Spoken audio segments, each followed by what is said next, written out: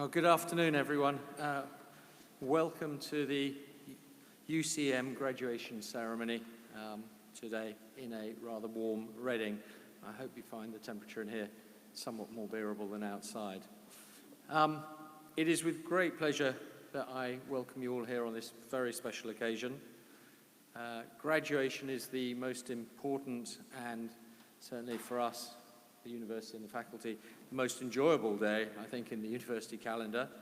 It is a day when we recognise and applaud the achievements of our graduates and share with them in their success. So first and foremost, today we're here to acknowledge the hard work and dedication of this cohort of graduates sitting down here. It is truly wonderful to see so many of you here today, and we know for some of you that it has meant quite a long journey, starting sometimes several days ago. Today we have attendees from the Middle East, the Far East, Europe, and perhaps for some of you, Network Rail permitting, from the UK. So first of all, congratulations to all of you, and thank you for coming.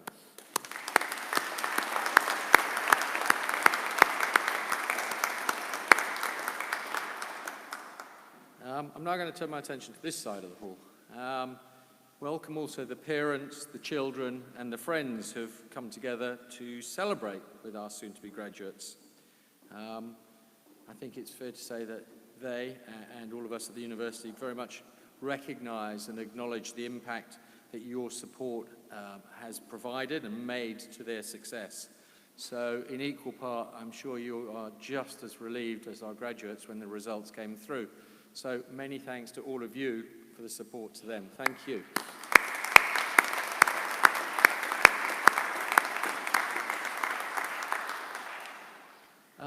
It gives me great pleasure today as well to welcome our special guest, who's Delva Patman, who is a past chair of the university, chair of the Board of Trustees here, and has been a consultant to Delva Patman, her own firm, for several years.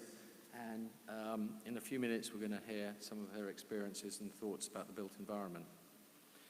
Before we get to that, however, I'd like to invite the university principal, Ashley Wheaton, to address the graduates in the hall with some further thoughts. Thank you.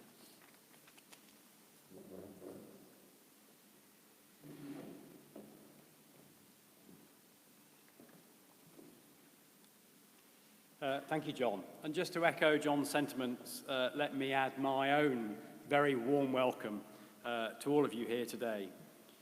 What a fabulous year you've picked in which to graduate, the year in which this institution celebrates 100 years since our foundation. You are without doubt an extraordinary group of people. It never ceases to humble me, to make me proud, to delight me, and most of all, to impress me, the way in which you go about your collective achievements.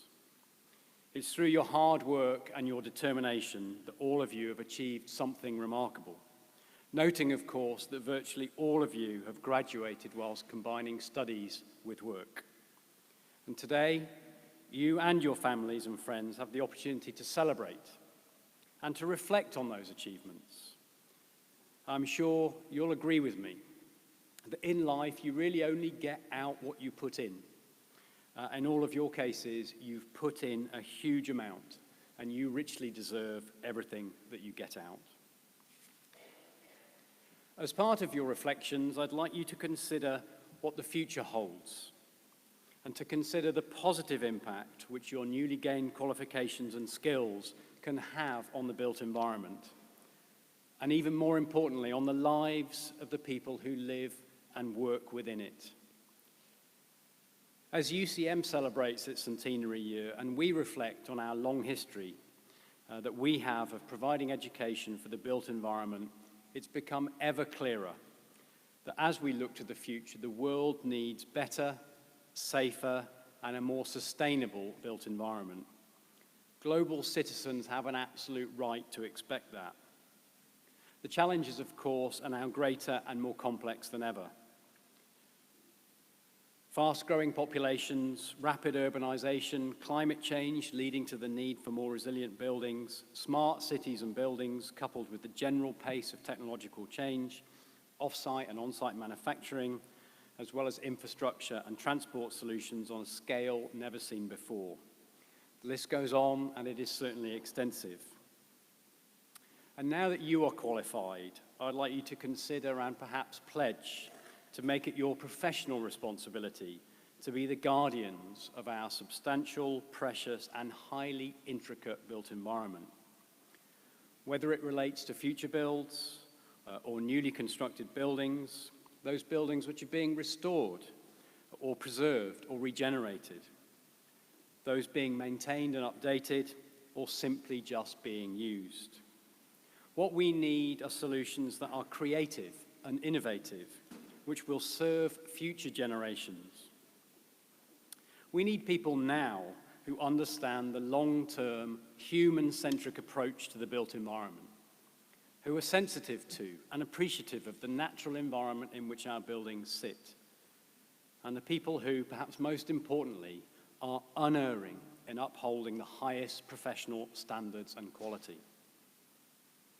The built environment needs you more than ever.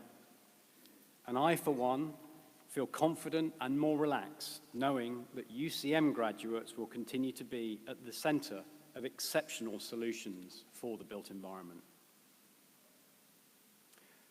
And as a result, UCM's role is more important than ever. As we celebrate our 100th birthday from our very humble beginnings in 1919, following the institution's foundation by Sir William Wells, to meet the post-war demand for new buildings and construction.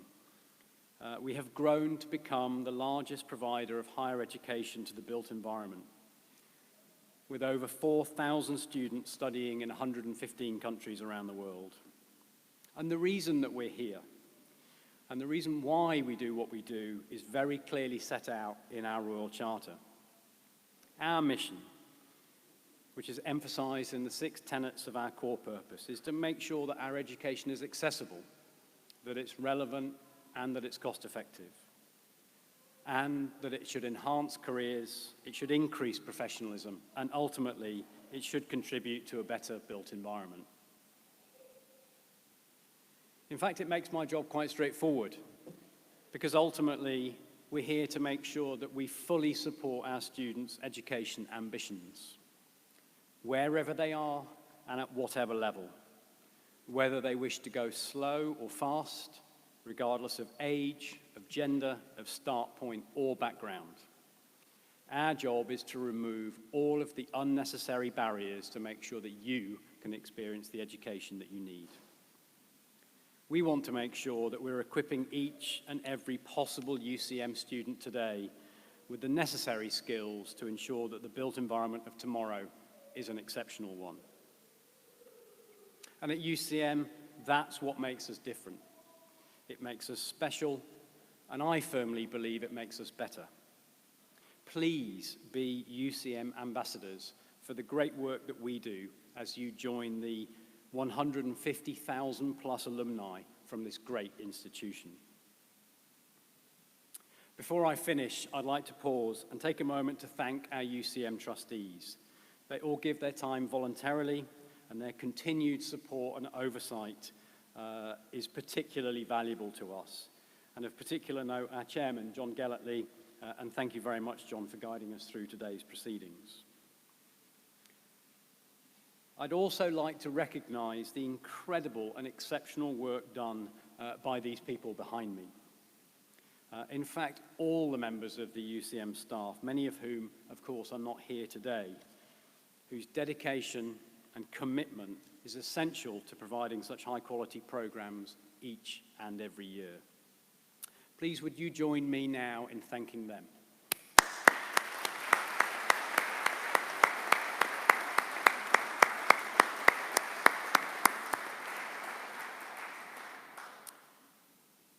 So in closing, and perhaps most importantly, as we reflect on our 100 years, I would urge you all to reflect on your own achievements.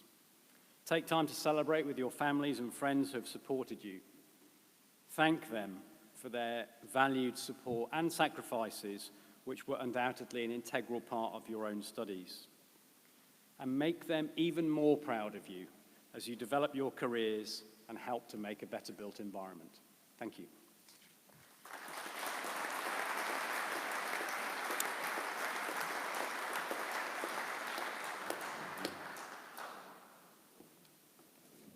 You'll see me bouncing up and down quite a lot as I try and get us through today. Thank you, Ashley, for those kind words. And on behalf of the trustees, I'd just like to say thank you to you, senior leadership team and the faculty for all your hard work with the university. But now let's get to what we're really all here for today, and that's to get the awards to our graduates. So could I invite Jane Fawkes, who's our Deputy Principal, to call forward our graduates to receive their awards. And as they come up on stage, supporters out there, whoop, cheer, holler, lots of paparazzi photographs going on, please. This is a great moment to celebrate.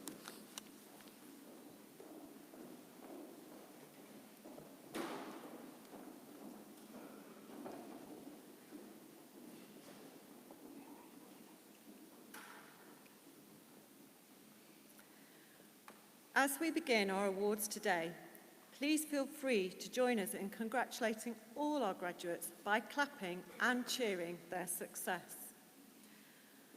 I call upon the Principal to present a UCM Certificate of Higher Education in Surveying Practice Award.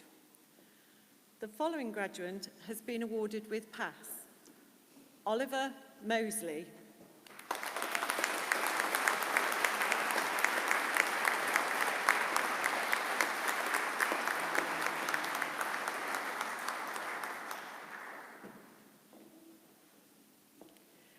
Principal, we now turn to the presentation of the UCM Diploma of Higher Education Awards. The next graduate has been awarded the UCM Diploma of Higher Education in Construction Practice with PASS: Ryan McGinley.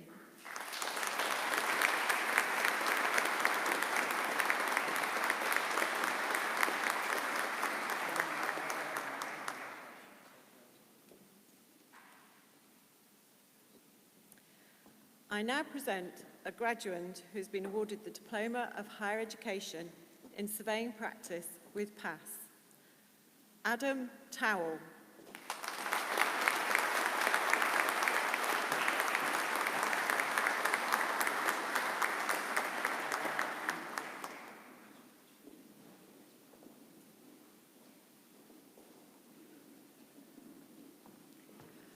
The following have been awarded with merit: Maxine Cranwell Child,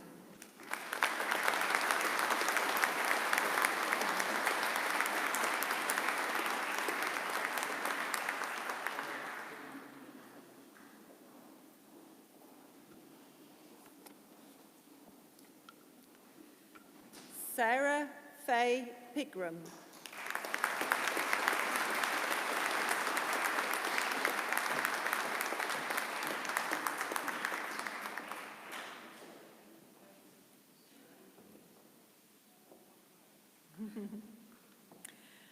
Daniel Tranter,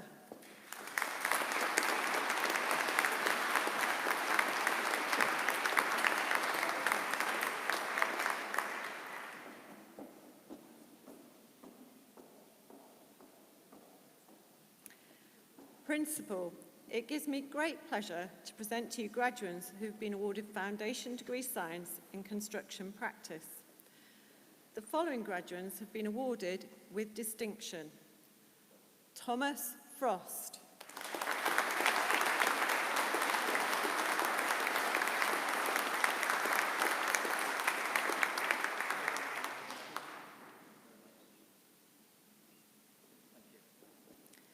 Rebecca Georgian Grant,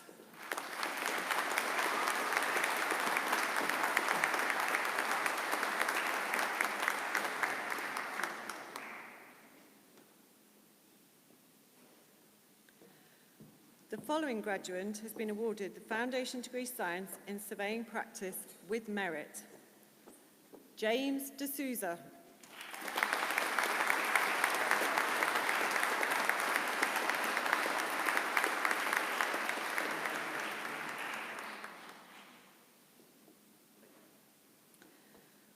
I now present those graduates who have been awarded the Bachelor of Science Building Surveying. The following graduates have been awarded Bachelor of Science Building Surveying with lower second-class honours. Jonathan Colin Bryan.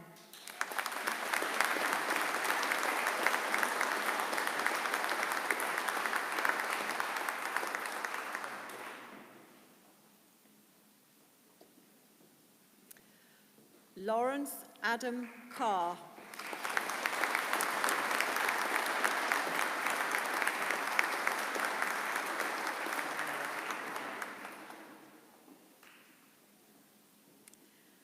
Alexander James Gavin.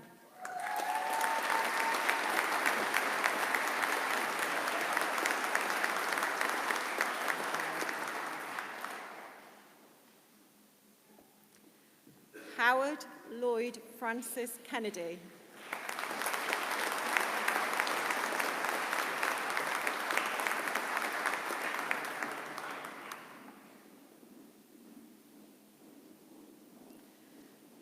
Terry McCain Slaughter.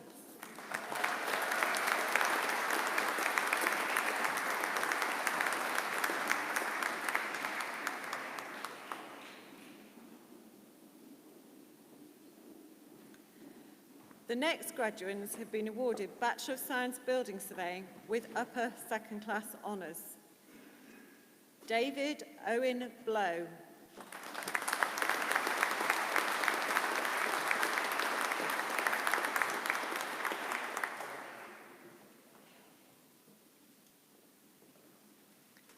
Samantha Kate Bulgars.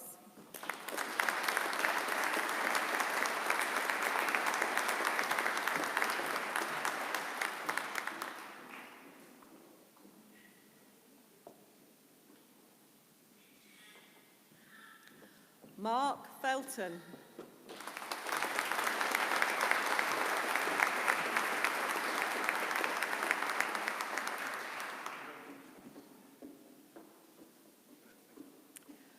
Lloyd Cameron Holmes.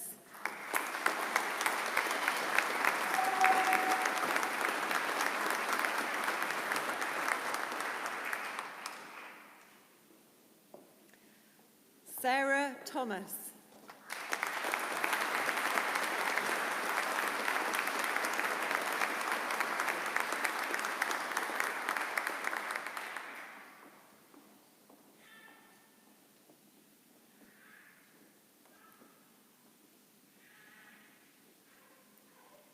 Ian Roy Welby.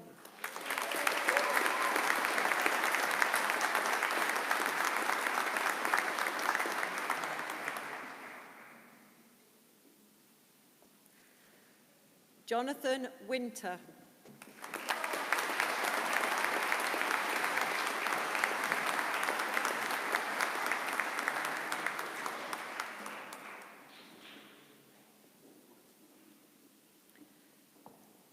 The next graduates have been awarded Bachelor of Science Building Surveying with first-class honours. Mimi Sarah DePaya Kinch.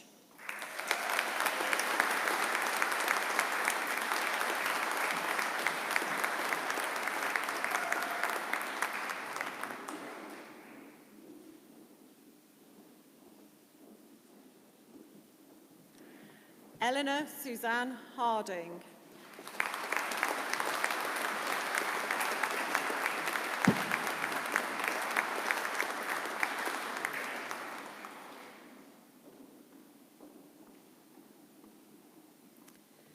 We move now to those graduates who have been awarded Bachelor of Science Construction Management. The following graduates have attained lower second-class honours. Romeo Kengnell.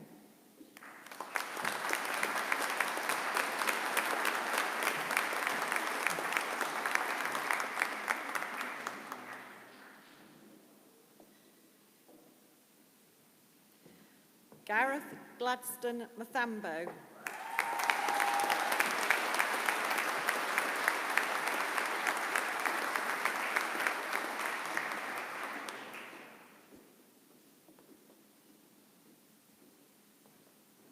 The following graduate has been awarded Bachelor of Science Construction Management with upper second class honours. Richard Malcolm Thomas.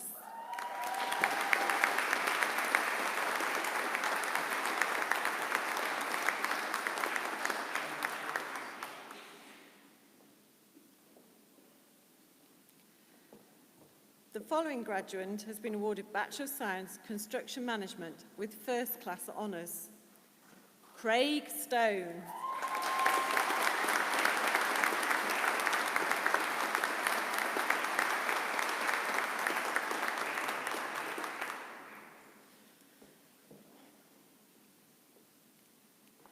Principal, the following graduates have been awarded Bachelor of Science Quantity Surveying. I present those who have been awarded third class honours. Patience Manacor.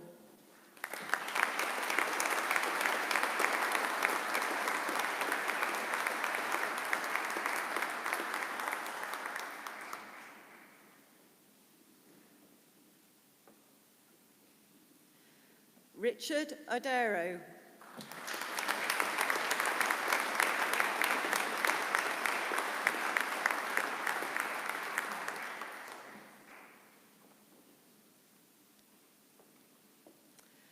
I now present those who have been awarded lower second class honours. Ka Chun Cheung.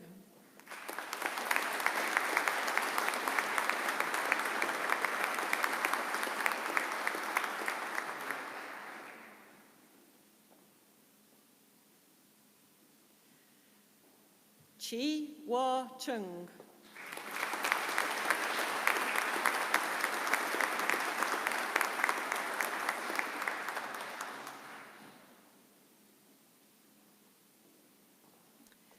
James Fitzgerald.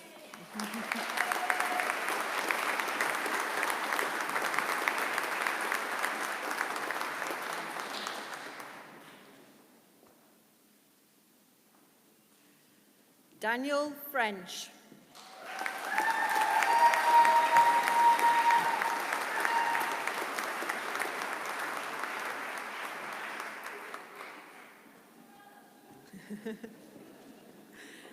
Amanda Jane Lewis.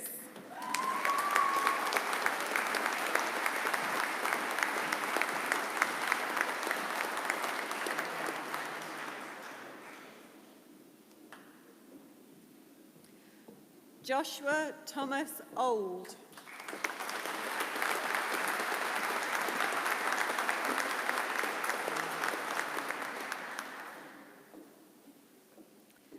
The next graduates have attained upper second class honours. Thomas George Alexander.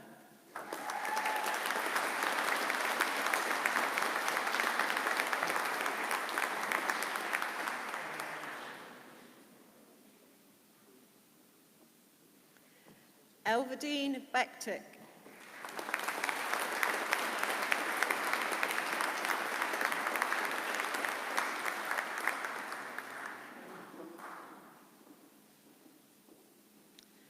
Reese Betts.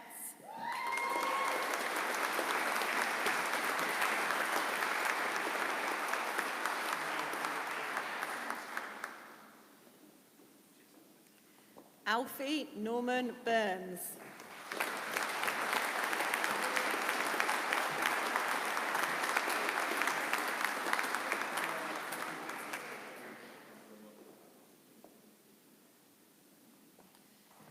Scott Dowden Teal.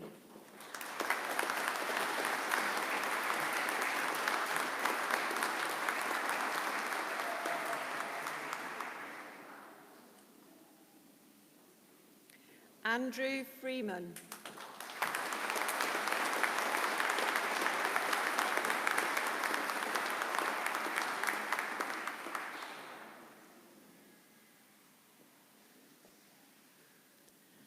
Robert Munirazi Kugwa.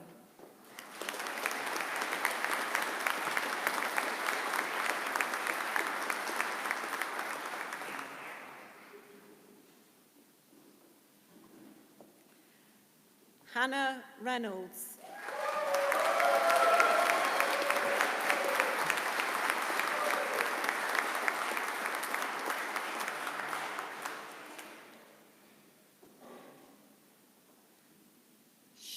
Searson.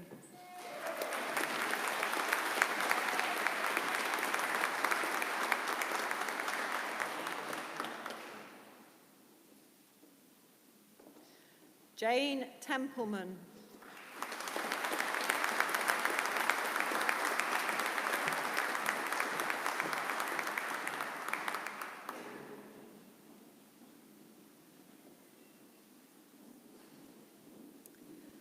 Ko Ho Kenneth Yan.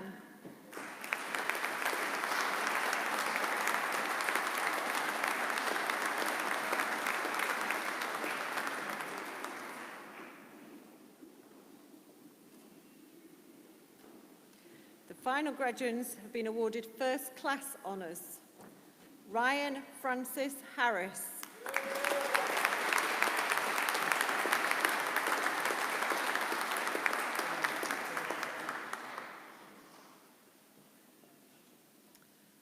Chuk Si Low.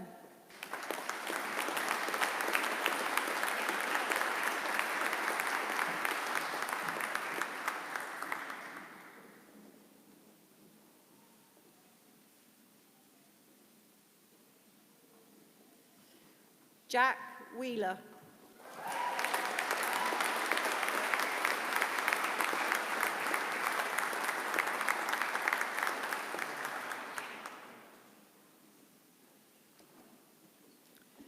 Principal, our final UCM Undergraduate Awards go to those who have been awarded Bachelor of Science Real Estate Management. The following have been awarded lower second class honours. Ryan James Avery.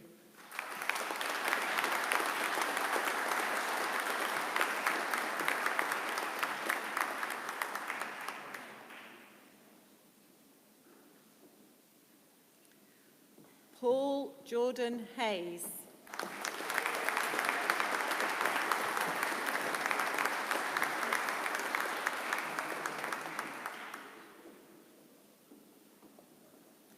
Wai Ki Ung.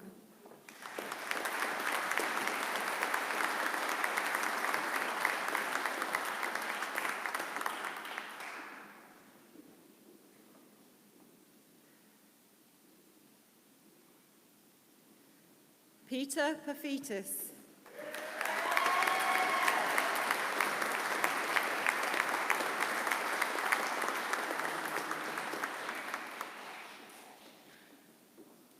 Michael John Rooney.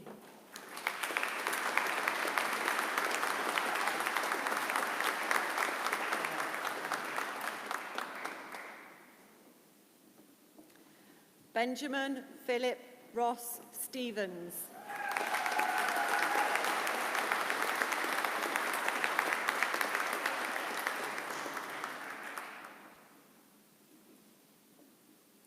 The next graduates have been awarded upper second class honours.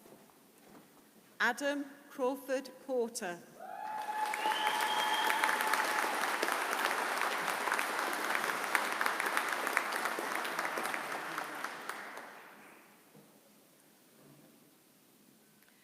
Joseph Devlin.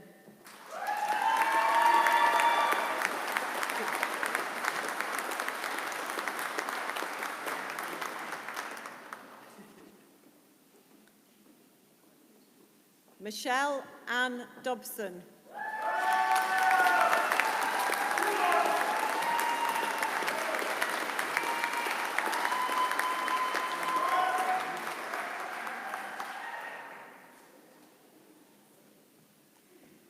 Hamza Yusuf Abdul Jali.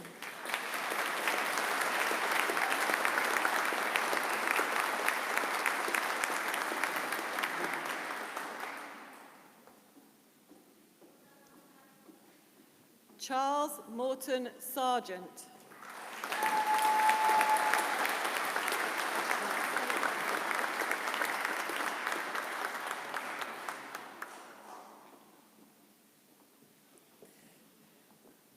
And first class honours are awarded to Catherine Louise Hayward.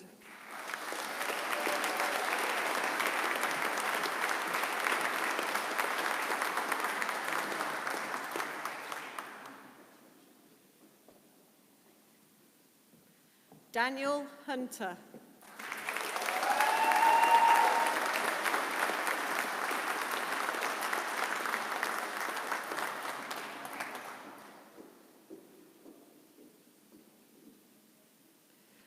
Laura Maxted.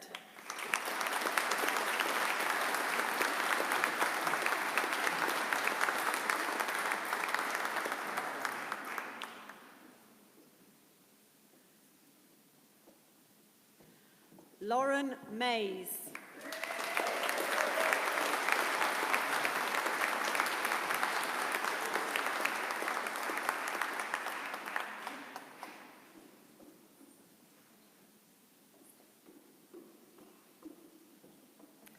Olivia Mary Proudly.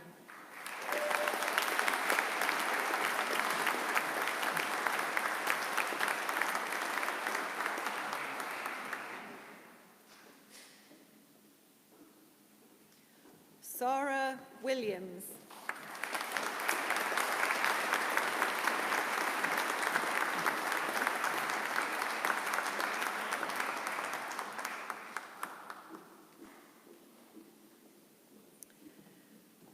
We would warmly congratulate all those who are graduating in absentia today.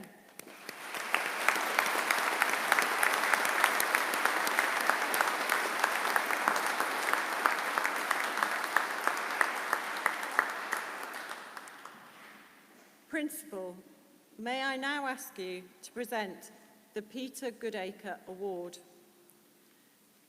Peter Goodacre joined the teaching staff at the then College of Estate Management in 1970. He then became Vice Principal in 1984 and Principal in 1992. At the time of his departure in 2007, the college had grown significantly, operating in 80 countries around the world as well as in the UK. Peter is a UCM Honorary Fellow, and we are grateful to him for awarding this prize in recognition of his length of service to UCEM. This award is made for the best overall performance across all of the UCM programmes. The award today goes to Daniel Hunter.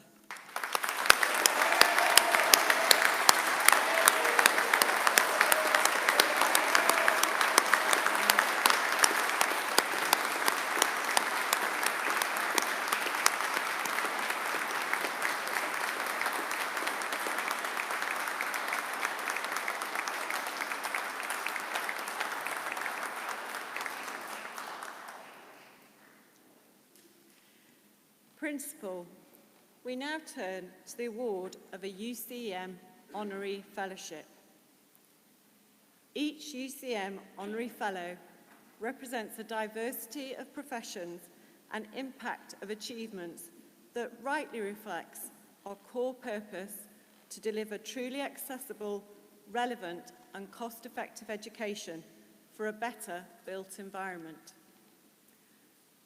Today, we have the opportunity to recognise and honour in public a distinguished person who was a UCM trustee for 9 years. This person continues to have a special affinity with the works and values of UCM. So it is with great pleasure that we make this award today. The award is presented to Helen Gordon.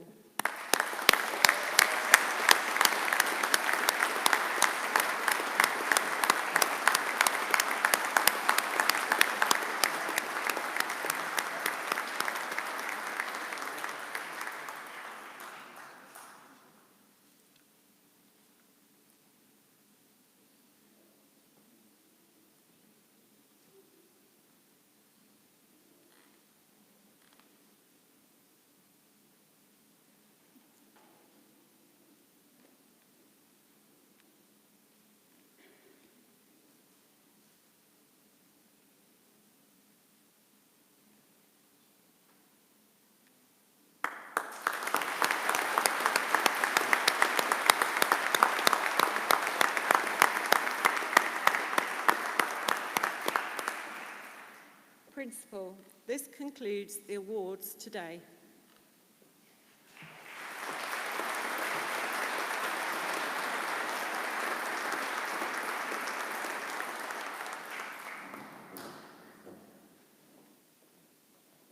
Well, congratulations to you all, and to Helen as our new honorary.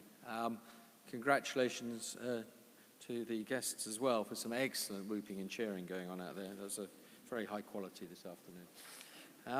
I would now like to invite Delva Patman to address our wholly new graduates.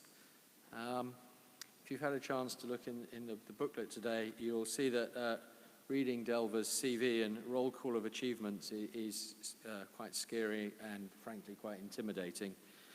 She has done so much with her career in both the professional sphere as well as in her charitable and educational roles. It truly is an awesome roll call.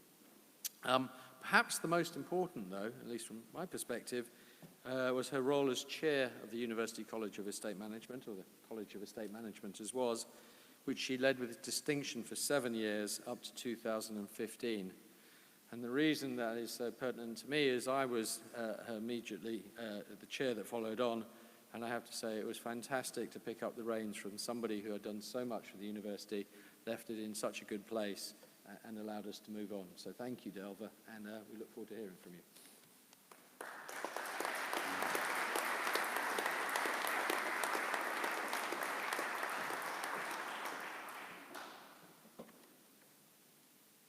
Well, 2019 will undoubtedly be a year to remember.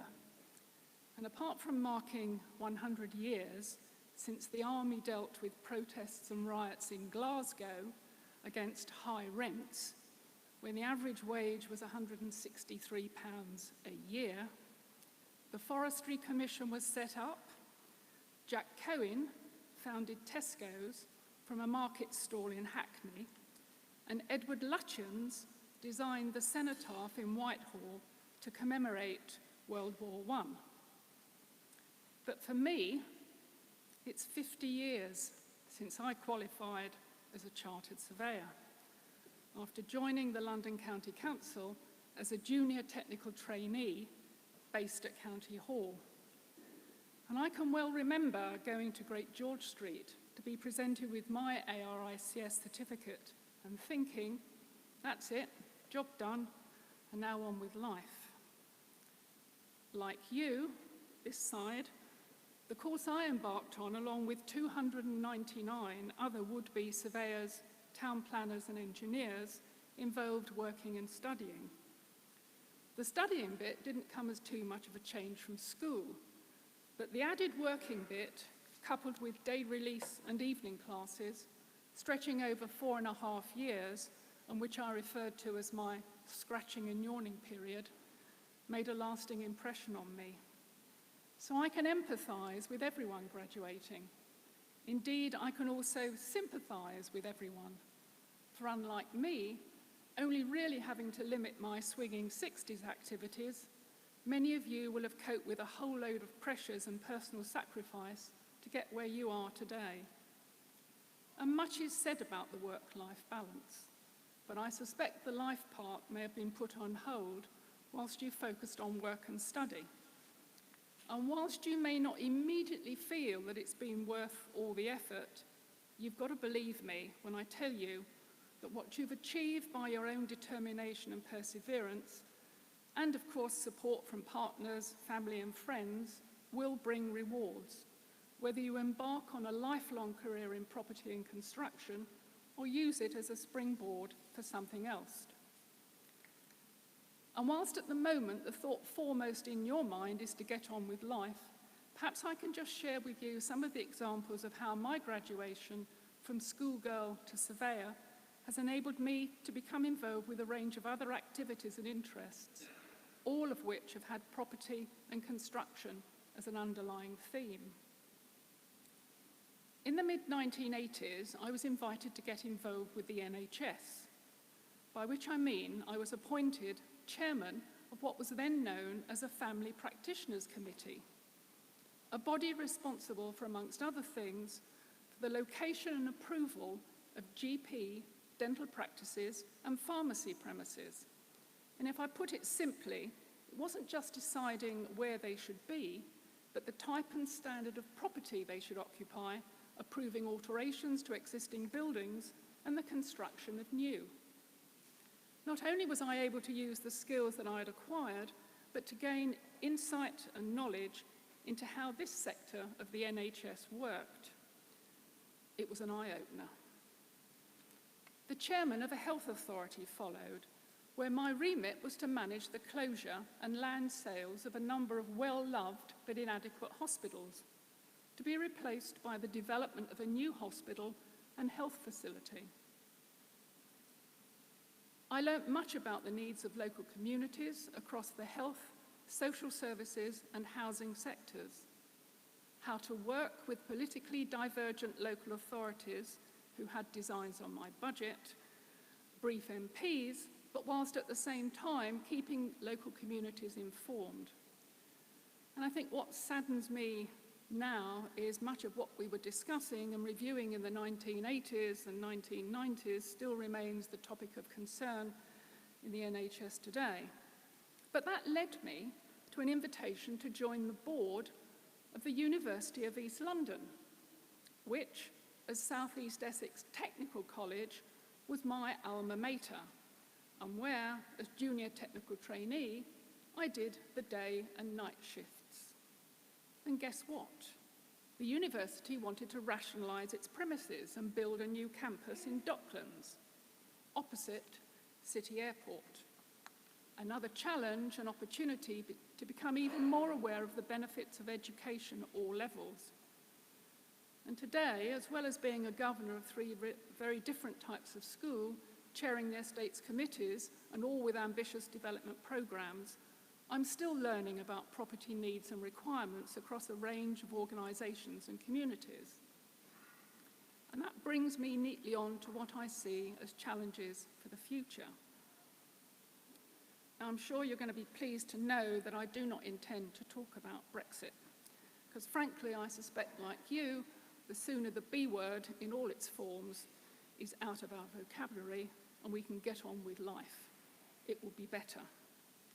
And neither am I going to dwell on climate change, not least because there are others far more knowledgeable on the subject and associated issues. But I am going to touch on one area which I think is neglected as a topic for discussion, and it's part of that subject, and as a building surveyor, you'll understand why. It's maintenance and repurposing. Now, as already has been said, the last 4 decades have seen an international explosion of development from major infrastructure and civil projects to skyscrapers and everything in between. New materials and construction techniques have been introduced to satisfy what could be seen by some as egotistical and pecuniary desire rather than real need. And whereas in the past, new buildings were designed with a life expectancy in excess of 60 to 70 years, in my relatively short career, I've witnessed, and I have to confess, being involved with buildings going up, being occupied, demolished and rebuilt in the space of less than 30 years.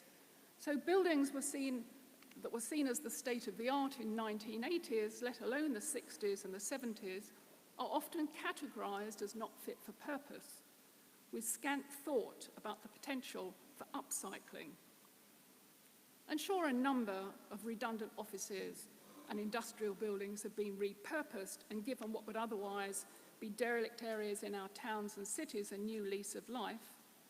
But in my opinion, it remains all too easy to build new rather than repair, maintain, and upcycle. And actually, I'm not just talking about the property sector. Virtually everything we use today, the essentials of everyday life, is made to be disposable rather than repairable. We've become a society that no longer has the skills to know how things are made and have become time-deprived with the demand for instant gratification with the latest piece of whatever we can get our hands on. Now, I know I'm being deliberately provocative and beginning to sound like a grumpy old woman, But I have been pleasantly surprised to spot that where I live in North London, a couple of small shops have opened up with the strapline, "We Repair." And that's a trend that I hope will continue, not least because it seems Britain is the second highest producer of e-waste per capita in the world.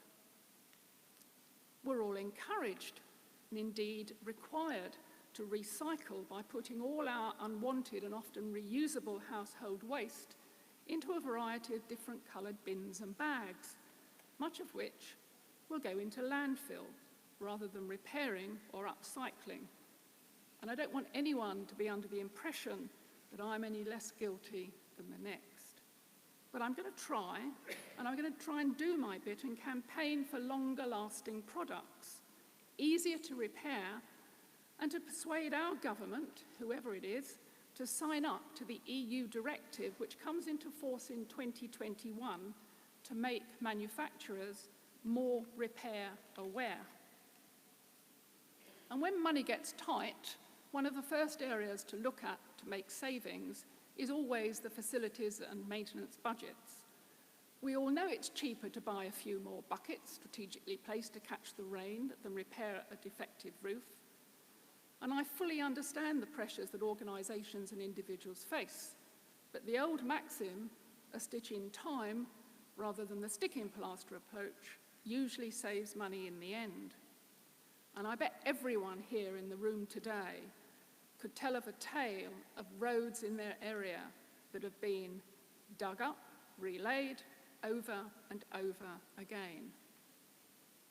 So my plea and message is when we make and build things, can we ensure that all the elements are maintained in accordance with manufacturers' recommendations and good practice, so that our goods, buildings, bridges and infrastructures last at least for as long as they were designed for, in good repair, in a proactive rather than a reactive way, all of which must be seen as a positive contribution to the effects of climate change.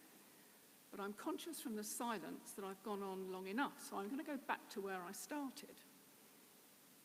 2019 will be a year to remember.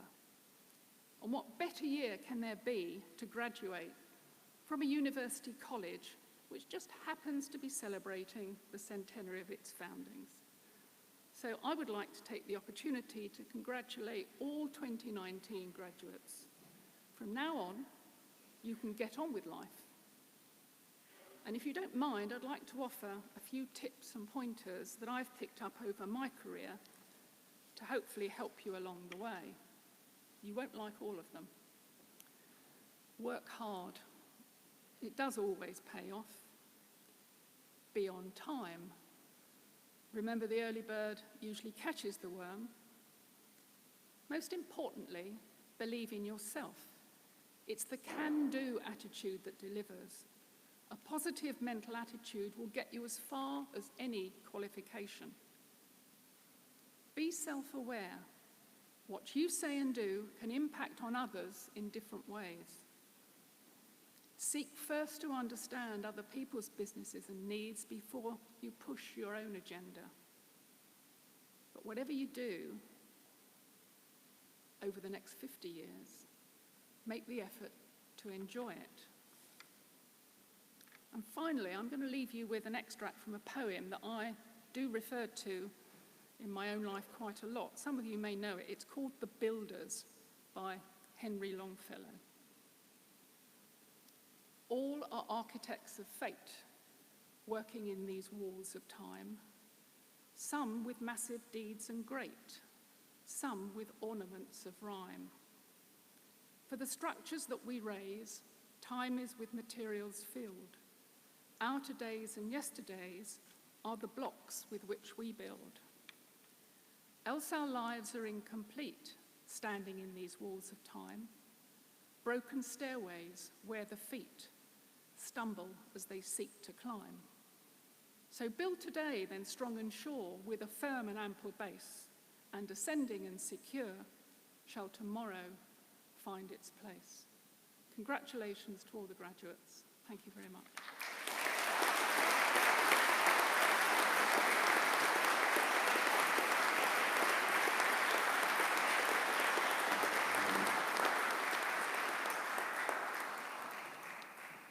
Delva, thank you. You used the expression grumpy woman in there. I can think of actually that's one of the most thoughtful and thought-provoking presentations I've heard for some time. So thank you very much, and definitely no sign of grumpiness in there at all. Adding to how Delva concluded, though, I'd just like to add my own personal congratulations to all of the graduates on their wonderful and magnificent achievement. Having held the post of chairman now for 5 years, I've had the privilege and pleasure of seeing many university students graduate, and am always moved by the perseverance and commitment it requires by you and all of your friends and families to see it through. Working in the evenings, over weekends, through what would have been holiday times, so extremely well done. Enjoy it and really bask in your success. And we would love to share with you in our centenary event for the UCM students and their alumni, which you now join, on the 11th of September this year.